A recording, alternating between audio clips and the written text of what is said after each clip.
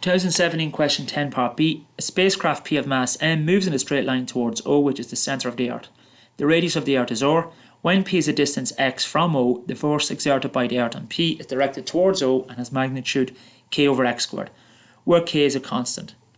We want to show that k does equal to mg r squared. Now, when the point P moves to the surface of the Earth, the force equals the weight, which is mass times gravity. So mg is going to equal k over x squared. However, on the surface of the Earth, the x equals the radius r. So this means then mg is going to equal k over r squared.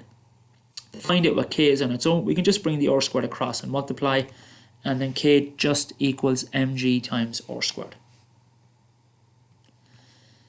Next, we're told P starts from rest when its distance from O is 5r.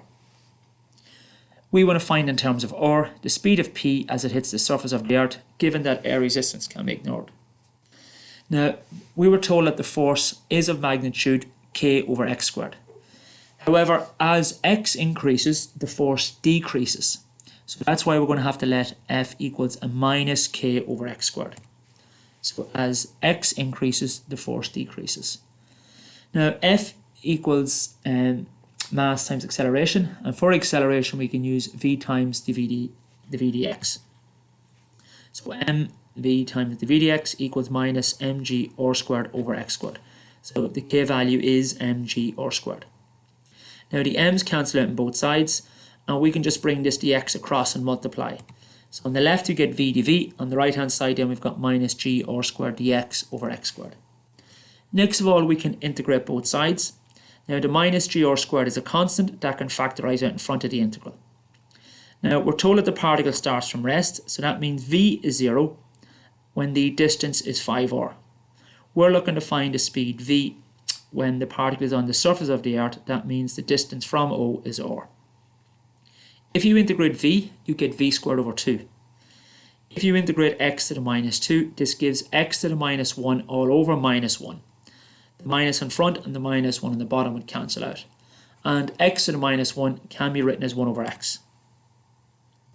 So if we put in the limits, on the left hand side you're just going to get v squared over 2. On the right hand side then you're going to get g r squared by 1 over r minus g r squared by 1 over 5r.